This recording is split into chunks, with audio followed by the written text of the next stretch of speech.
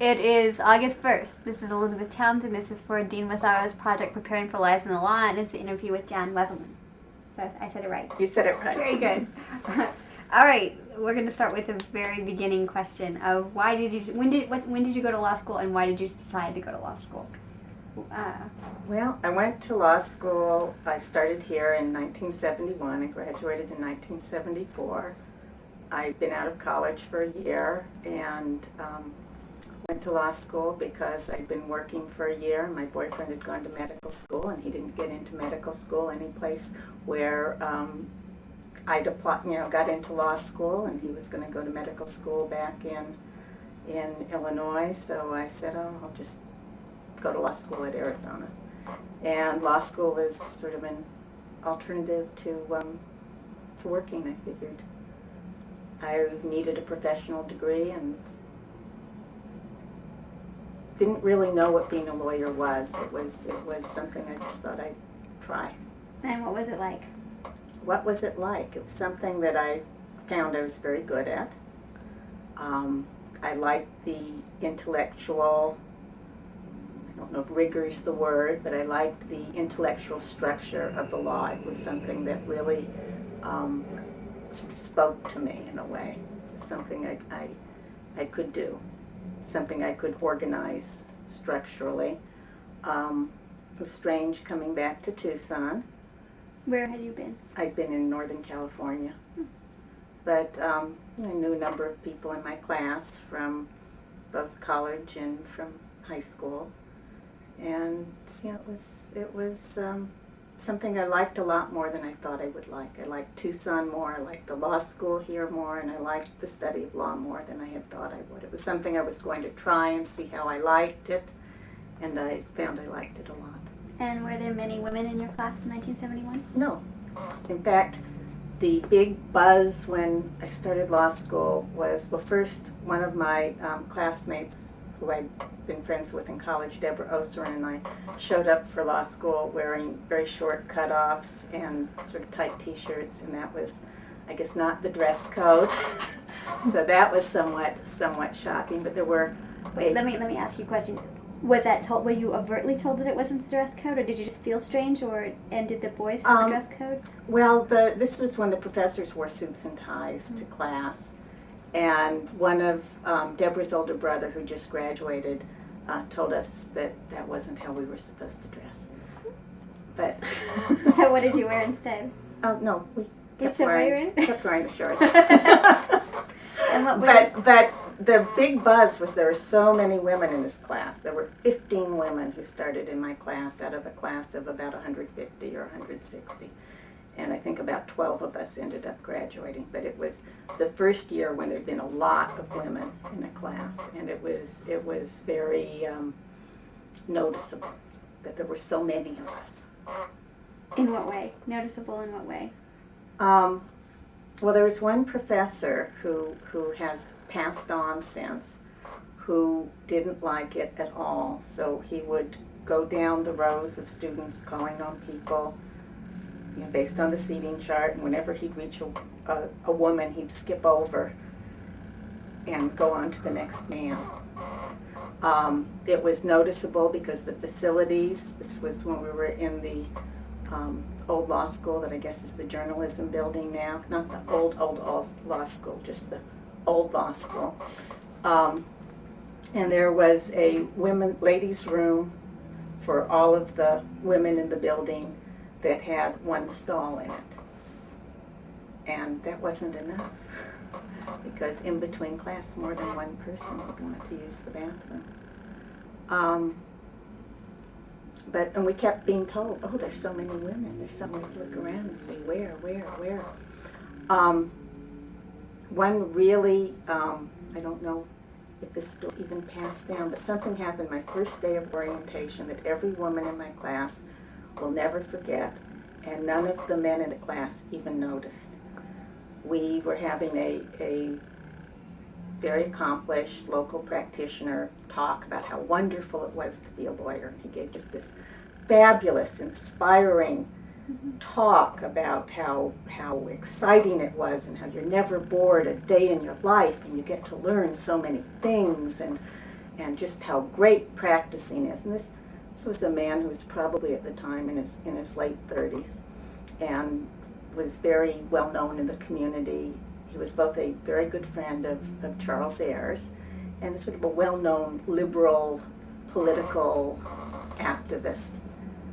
And at the end of this wonderful, inspiring talk, he said, "Are there any questions?" And one of the women in my class, who I don't think even ended up graduating, said, "Yes, why are there no women in your law firm?"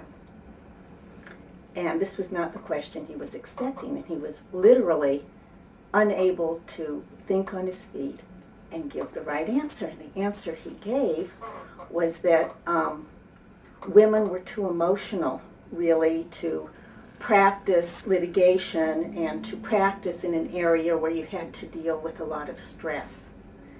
And that perhaps someday they might hire a woman to deal with the office type practice, but that you know, as much as he loves and respects his wife, he could never see her being a lawyer.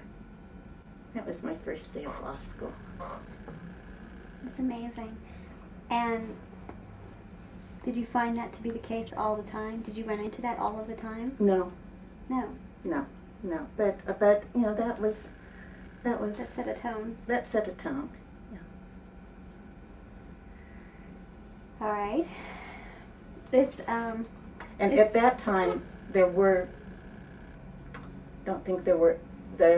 big firms in Tucson weren't that big, but none of them had any women working there. The year I graduated in 1974, essentially, they felt a lot of pressure. They all had to hire a woman. So the three largest firms in town each hired a woman. Interesting. And did they continue that practice, or was it just a one-time thing? Well, you know, by that time, law school admissions were, you know, I think up to about a quarter or a third women. So it, you know, the more women are coming out of law school, the more women are going to be hired, and the more of these men who die off, the fewer there were going to be. But in fact, I interviewed at one firm in Tucson. Even after I'd gotten a job offer that I was going to take, and I interviewed there because my firm had encouraged me to. I went to work for Stanley Feldman's law firm, and he'd said, "Well, before you accept here, you know, take these interviews. They want you to interview at these other firms and sort of see what it's like." And the big concern at this firm was how I would get along with the secretaries, and wouldn't they really resent it having a woman working in the firm as a lawyer. So that was sort of what that was what the attitudes were in the mid-70s. What about your classmates, the boys, or the men? They were oblivious to it. You know, I mean, most of them I think accepted women in the class, or if they didn't, if they felt we were taking slots that we shouldn't be taking, they were too well brought up to say it in our presence. Interesting. Do you think that now that there are many more women, that much has changed, that the culture has changed? I think certainly a lot has changed. I mean, it's once you have women at all levels in law firms and on the bench, a lot's going to change. But I remember how unusual it was that on 2 or 3 instances, this was probably I was in the early 80s, mid-80s, when I would be in a courtroom where there'd be a woman judge and 2 women lawyers, and the judge on both occasions remarked on how it was the first time that all of the attorneys in her courtroom had been women. It's amazing, isn't it? I mean, it's a blink ago. It's a blink ago, and when I run into really overt gender bias now, I'm so shocked by it, because you reach an identity, I think, professionally that's genderless after you've been practicing for a while. People who know you don't think you're a man, you're a woman, you're whatever ethnicity you are, you're just a lawyer, and they know you, and they know you do this, that, or the other. But occasionally, when I've been in front of judges in other communities where I don't know them, and I get treated like I'm a woman, it's very shocking to me. He's not treating me like a lawyer, he's treating me like a woman. And what do you do in that situation? Is there anything you can do? Well, the last situation that really sort of set me aback was I was handling a very major case with a male partner of mine who's about 10 years younger, and we were up in Phoenix for a settlement conference on the case, and it was a very, very significant case. Our clients were there. There were probably 4 or 5 lawyers on the other side, and the judge refused to talk to me. He addressed every question to my partner, who was getting very upset because he was afraid I was going to do something inappropriate, and he kept saying, well, Jan will deal with that, Jan's handling that, but he just refused to acknowledge I was there. And then at the end he called me my dear and was just very dismissive. So I called him up after the case had settled, and I said, I didn't think you treated me appropriately. I thought there was a gender element. I was clearly the senior lawyer. If you thought I was, younger than my partner who's 10 years younger, thank you very much. But you were dismissive, you didn't listen to me, and you used language that was really inappropriate, especially in front of my clients. How did he respond? I think he said something like, if I did something offensive, I'm sorry, but it was very clear he had no idea what he'd done, and he wasn't that much older than I am. I mean, it was really it was a situation I hadn't had to deal with for a long time, because I used to think, well, maybe it's not just that I'm a woman, maybe it's just that I'm 25 years old. But when you're 45, that's not the situation, it's just because you're a woman. So when students or when young lawyers encounter this, do you have any advice on what they should do when they feel like that's happening to them? Well, when it's a judge doing it, there's not much you can do. I mean, back in the 70s, there was a visiting judge from New York who used to come out and got very upset with me because I don't use my husband's last name. And he said, I refuse to let you argue in my courtroom. You cannot address the court if you do not use your husband's last name. I have to say that's amazing. I'm a historian by training, and I do a lot in the 30s. That's an issue of 1930s. It's hard to imagine that, like, when you wanted to get a passport and you didn't use your husband's name, you had to get your husband to come down to say it's okay. It's amazing that now, I mean, it seems... Well, that was 1979 that this or in 1980, 81. I mean, it was 20 years ago, but it's not surprising it would happen now. I just had it happen a month ago. My husband changed insurance plans, and we're all on his insurance, and he was told he'd have to come in with a marriage license to prove that I was really his wife, because we have different last names. And he said, no, you don't understand. You don't understand how upset this will make my wife if you require marriage licenses for everyone who have the same name. Fine, but if you're just doing this because we have different last names, please don't require a marriage license. But this was just a month or two ago. It's amazing. So I think if people think it's not a problem anymore, it's a problem. And what do? Do you just fight the fight when it happens? Or, I mean, let me rephrase the question. There's, because I mean, you just have to deal with whatever comes up. You have, and it depends on the situation. I mean, you when you're representing a client, you can't take a position in front of someone who has power over what's going to happen to the client that is going to result in an adverse result for the client.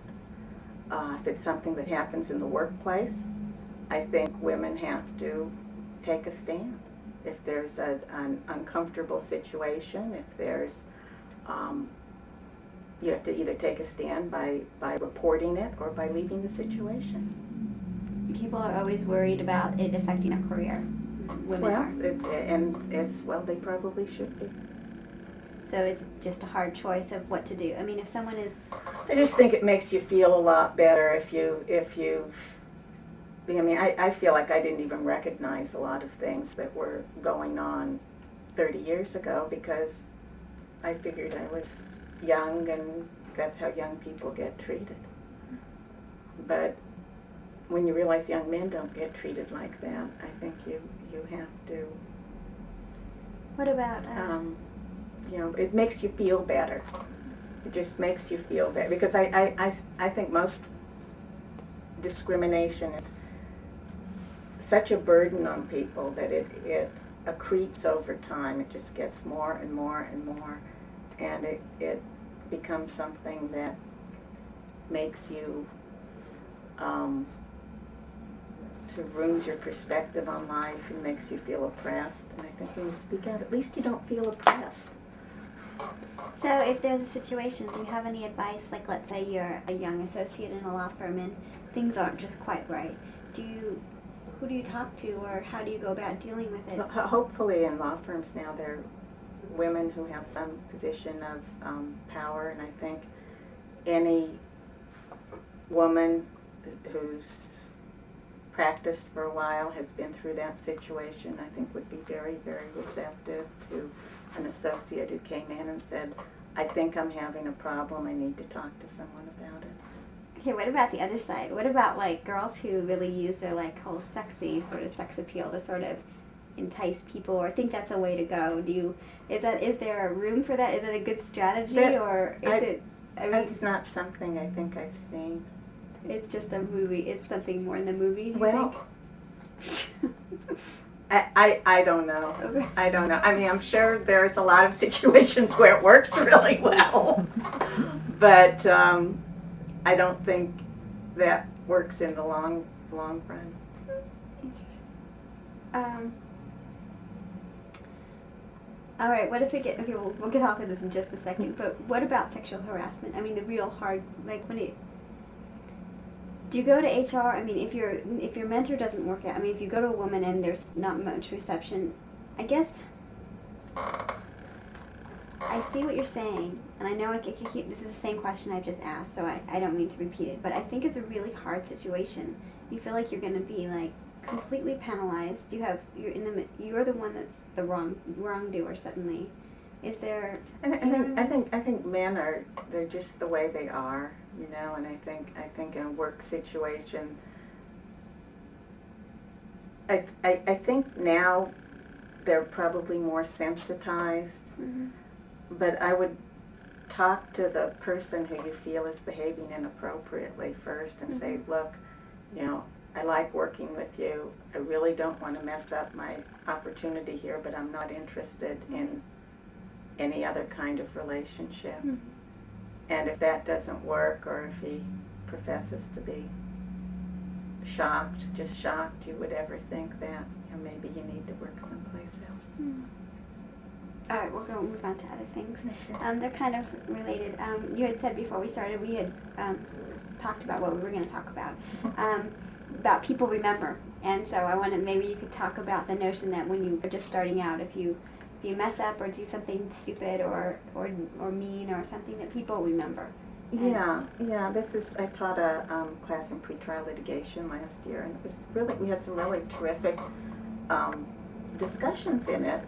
And one of the things that sort of surprised me a little bit is realizing that there's a real attitude, or seems to be an attitude in law students, that one of the points of practicing law is basically to, you know, you go into battle and you fight with the other side about everything, and that for example, with disclosure, with discovery, that the goal is to disclose as little as possible. The goal is to answer the interrogatories so that they reveal as little information as possible.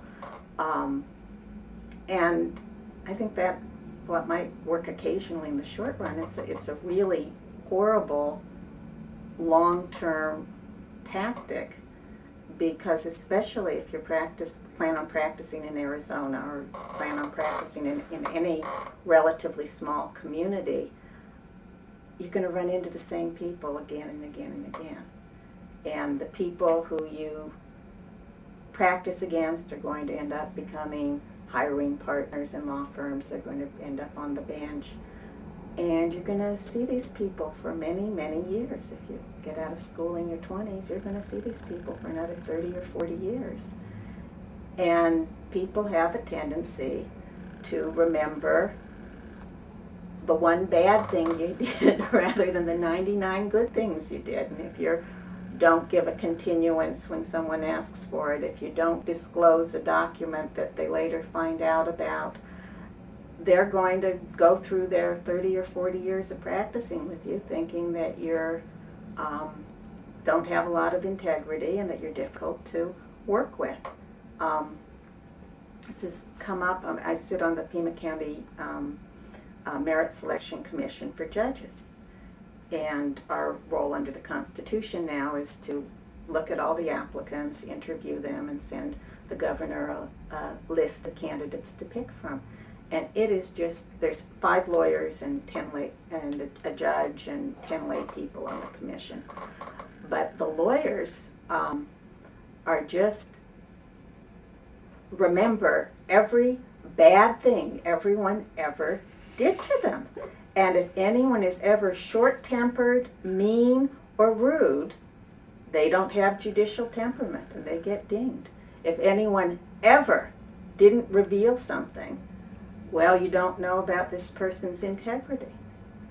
And I think what you do, you're a year or 2 out of school, you're working in the county attorney's office, you take a hard line on a case, and then 20 years later you want to be a judge, and the person you took the hard line against remembers he wouldn't give me a continuance when my great aunt died, or he didn't, turn over a document that he should have turned over. They also remember the good things you do. But if you are someone who's combative, you don't need to be. You can get the same result being very pleasant and polite. And that's what I think all the professionalism talk is about. I mean, you can do exactly the same thing, but do it in a pleasant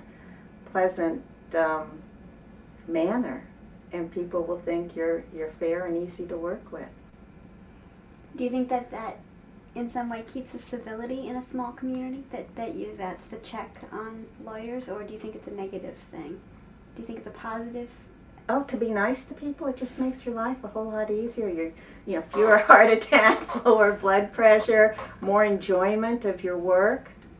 The practicing law is hard enough without feeling you're going to have to fight with everybody about every little thing all day long, day in, day out. And usually if you're nice to someone, they'll be nice back to you. And if you're jerky to them, they'll be jerky back to you. What do you do when someone's mean to you? I just try to be as nice as I can. I sort of take a deep breath and try to be really, really nice, or give the file to somebody else to handle. We interviewed someone who had said that there was one client that she did criminal defense work, and she said there was one client that she was really scared of, and she said no more, and that notion of handing off files. Are there situations when you're a lawyer when you don't feel comfortable, or they're mean, or they're horrible, that you can pass the work on to someone else, and do you encourage that or not? If I don't think a client is being forthright with me, or if I feel I just can't get along with them, or you get a sort of radar and you think, oh boy, this person is going to be trouble, I either don't take the case in the first place or fire the client if I can. Life is too short. Criminal work, you can't fire your client like you can in civil. In civil work, if you don't have a trial date set, and you can tell the client it's just not working out, please get another lawyer. Do you get a sense of when it's not working out pretty quickly, or very quickly? Very quickly. How quick? Well, it depends. I mean, sometimes you'll just talk to people and you won't feel that they're really someone you can work with, because it's a pretty intimate relationship. The kinds of cases I do, you're going to have to deal with your client for a year, 2 years, 3 years, and if you really aren't going to get along with them, they deserve better, you deserve better. Sometimes a client will tell you a story, this is what happened, then you'll get the documents, you'll get the records, and that just wasn't what it was at all. And sometimes it's just the fact that people's memories are sometimes not what they should be. Other times people are just not telling you the truth. And if that's the situation, you don't want to represent them. For the students that are going to watch this, tell them a little bit about what you do and what kind of clients that you have. Okay, I do civil litigation. I've tried whole lots of different kinds of cases. I've done everything from eminent domain cases to tax cases. I'm of counsel with my firm now, but most of my practice, especially the last 10 or 15 years, has been major personal injury litigation, medical malpractice, some employment discrimination.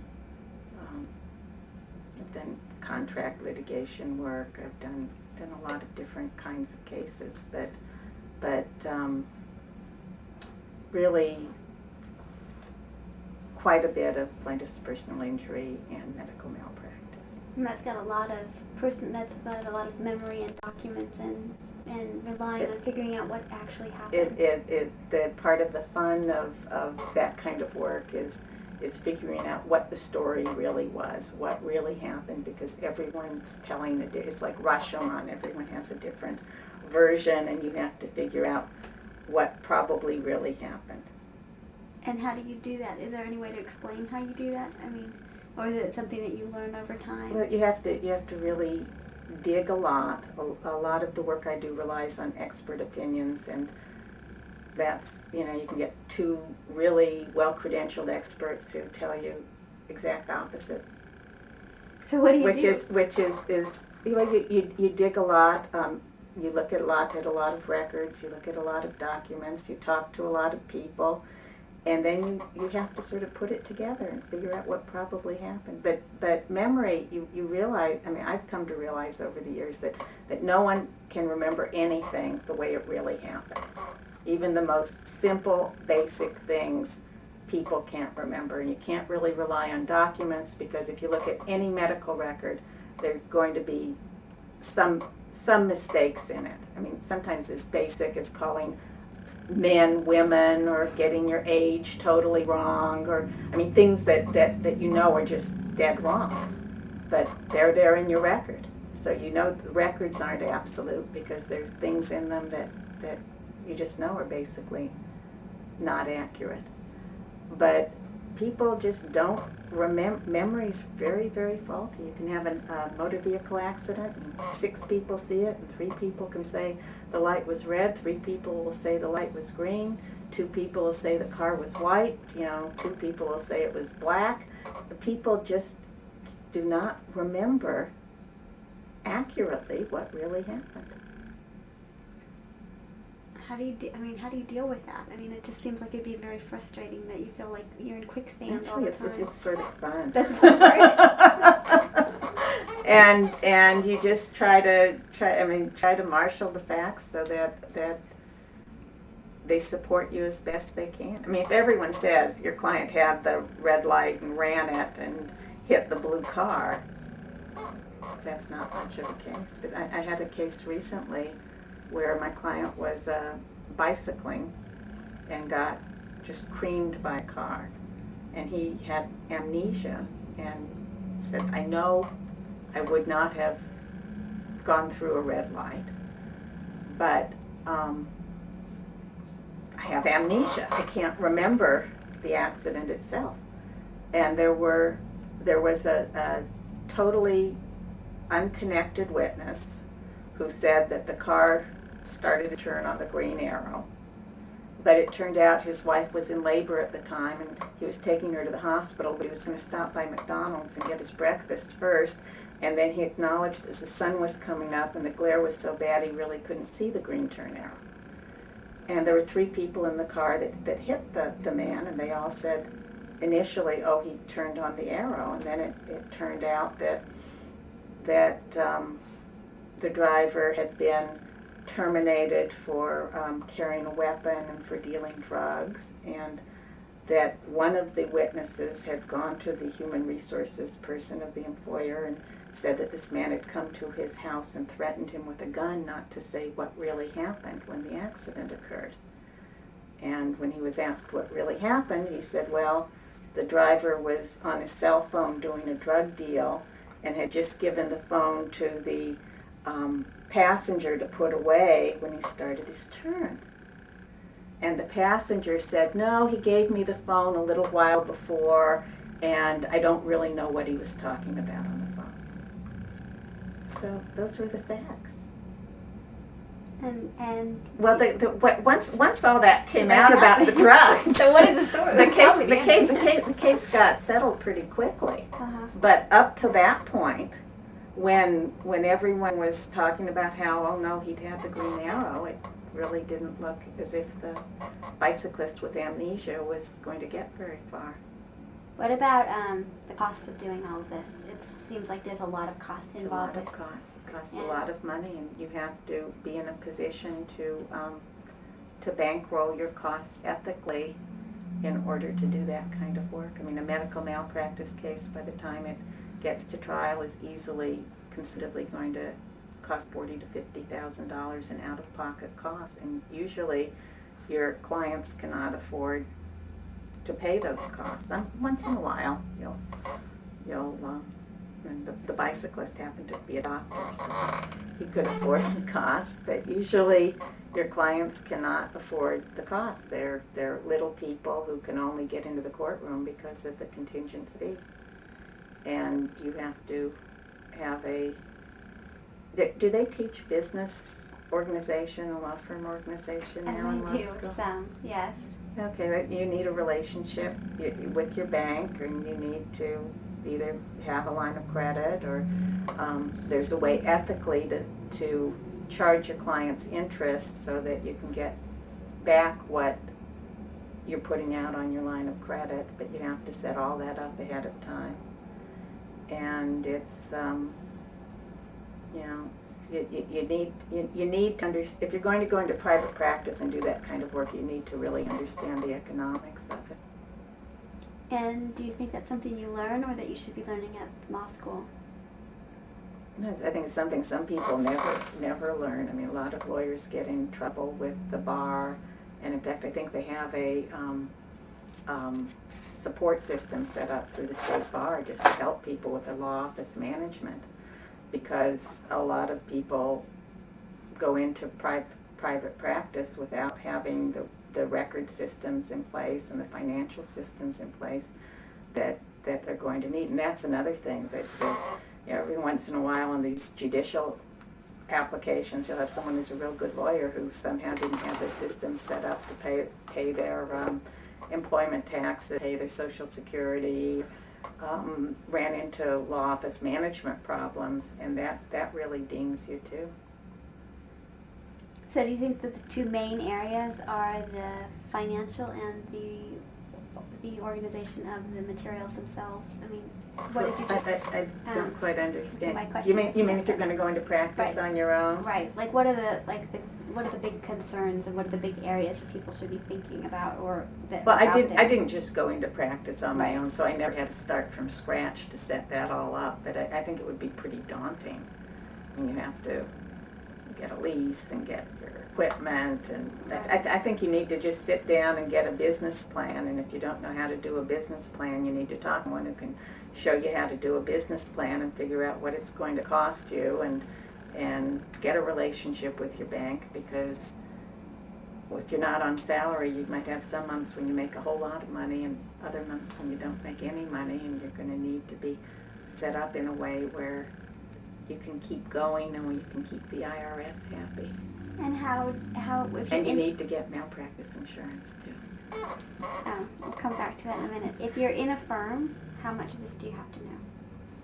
Well, if you're an associate in a firm, you don't need to know any of it, except that you do need to know that you're sort of viewed as an economic item as well as a human being, and you're viewed as far as whether you're someone who makes money or is a drain on the financial fisc for the partners, which I think is something people maybe don't go into law firms being aware of, but I don't think associates usually end up involved in having to worry about that. And once you're a partner, especially if you're helping manage a firm, all you do is worry about, where's the money coming from? Oh no, health insurance has gone up. Oh no, malpractice premiums gone up.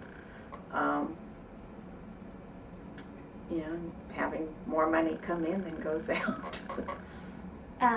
What makes someone make money or be a drain on the firm? Is that their work, or is that like bringing in clients, or?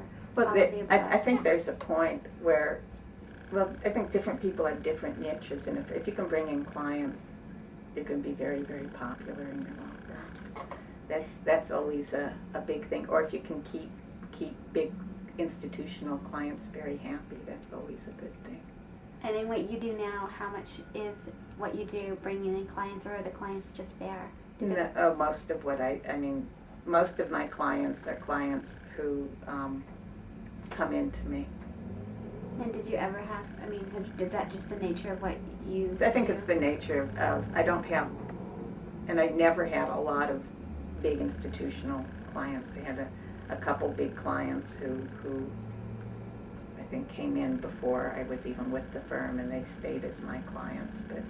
But most of what I did was representing individuals on one-time matters or two-time matters, and then it's sort of like the begats in the Bible. This client begats this one, who begats this one, so many generations down, they're passing your name on to other people.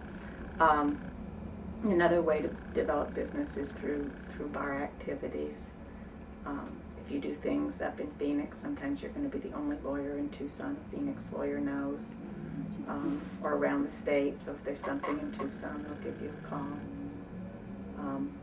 People who get active in national bar activities get referrals from other lawyers that way. Or if you get a area of expertise, other lawyers, real estate lawyers will send you the medical malpractice cases, and you'll send them the real estate cases or the divorce cases or whatever, the criminal cases, whatever they do. Okay, here's another question. It's kind of off topic, but not completely. You're the young lawyer, or you're a law student, and you're just somewhere, and people keep asking you, like, I need a lawyer for this, or I need something like, do you know anything about this? Like, what do you tell people? Like, you know nothing about what they're talking about. Like, you don't even know what, the topic is. What do you do, and who do you? I think there's an ethical rule that says you're not supposed to give advice about things you know nothing about. But when they say, like, do you know a lawyer in Tucson? Who? And you don't know anybody. What do you, but they also they think you're being mean or rude. Is there a way to, because you know lots of people in town. You can say, I don't know anyone, but I'll ask around and get back to you. And just here at the law school, there's enough people who could give you a bunch of names. I ask lots of dumb questions, so. No, okay. that's not. That's. All right. And how long does it take to become a lawyer? And how long does it take to become a good lawyer? And is there a difference between just being a lawyer or a good lawyer? To become a lawyer, you just have to pass the bar and get sworn in. And I know we talked about this a little bit earlier, and one of the associates in my firm told me when I talked to her about this, she said later that it had been so helpful to her, because when I got up to law school, I knew I wouldn't know how to do things right away, and I was really sort of thrown into it. I was sworn in the end of October, and then that Monday I argued in the Arizona Supreme Court on a special action. I just had gotten sworn in, and I went and argued in the Supreme Court, and then I went down to Mexico, where I was supposed to take depositions and investigate a big accident that had happened in Mexico. So I met with a Mexican attorney, and we drove all over, and we talked to witnesses, and I didn't know what I was doing. I had no clue, but that was what I was being asked to do. And then within about a month, we went and I was in trial with another attorney on a big case. I had no idea how to get ready for trial and how to do jury instructions and how to do all that.